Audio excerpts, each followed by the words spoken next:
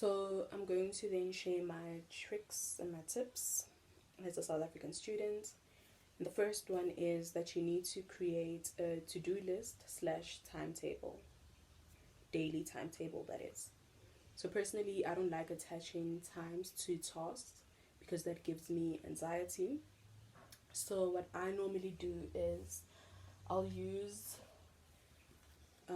post-its, literally just post-its. You can use any color. And then I'll just write, for example, oh, and you need to do this a day before. Okay, so a day before the actual tasks. So for example, today is a Sunday. I'm gonna write down my to-do list for tomorrow, which is a Monday. Okay, and so I'll write, okay, Monday. So Monday I have FRK, which is accounting. And what I need to do for that is I need to do IFRS 15, and I also need to finish IAS 19. Okay, and then I also need to study for my financial management test, which is on Thursday. And I'm looking to study performance management tomorrow.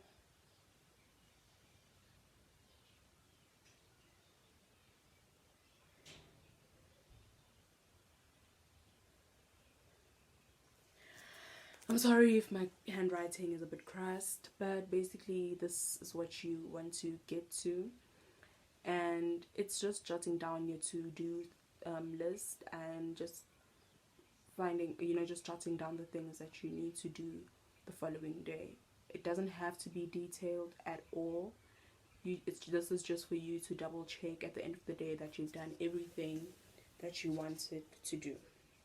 So this is step number 1, and this is something that you need to do the night before you sleep.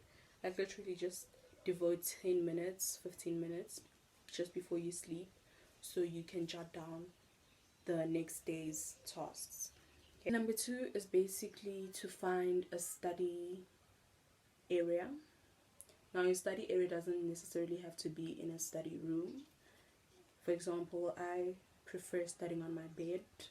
I don't like formalities, so I don't like studying on a chair, on a table. The only thing I like doing about that is decorating it, and that's as far as it goes. I don't really sit and study on a table. I study on my bed like I'm doing right now. This is me on a daily basis when I study. This is how I study. Sometimes I'll have my head by the headboard, but usually this is how it works. So find a conducive study area, study place for yourself, study area. And your study area can be anywhere. It can be outside if it's quiet enough. It can be on the floor in your sitting room.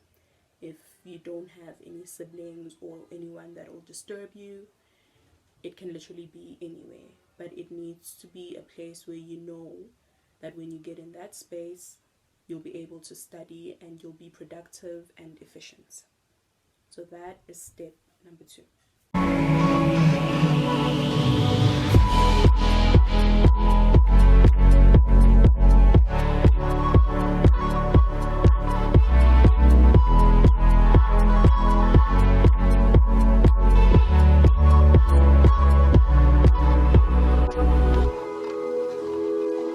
On the day that you do study, just make sure that you have all your stationery, your books, and basically all the material that you're going to need to ensure that you finish the day's work productively, and most importantly that you are very efficient while you're doing it. So suppose this is the actual day that I'm supposed to study now. I will double check my books. Okay, so this would be my auditing book. If I do have auditing, I'll have my standard. If I have accounting, I'm sorry, yeah, like it's a mess, but this is how I get around it. But basically, make sure that you have all your material. I'm pretty sure that you saw at the beginning of the video that I've got all my stationery laid out, And that's how I lay out my stationery each and every day before I start. Okay.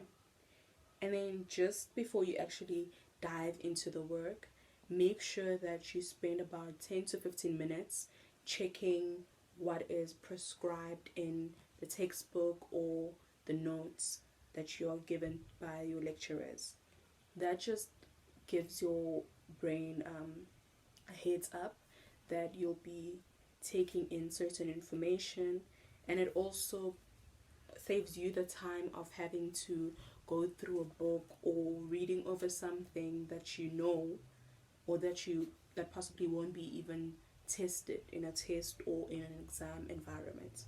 So for example, if you're doing accounting, you'll take your standard, and this is before you study, you'll take your standard, you'll open up to whatever standard that you're dealing with for that day, and you'll cross out all the stuff that are not prescribed for the year's syllabus, for example.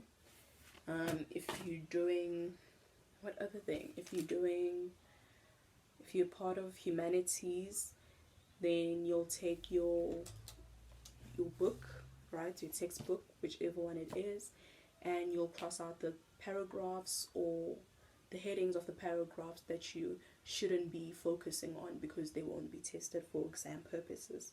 This just saves you time, and it prevents you from spending time and effort in things that you know, or in things that might not be in a test or in an exam.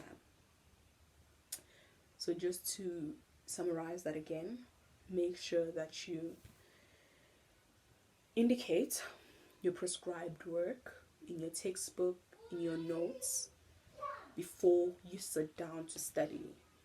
So spend 15 or 10 minutes, doesn't take long, to scratch out, mark the important stuff and whatnot. Okay, because when you start studying, you just want to do that. Start studying, now find out, should this be included in the scope? Is this included in the scope? Should I be studying it? That wastes time.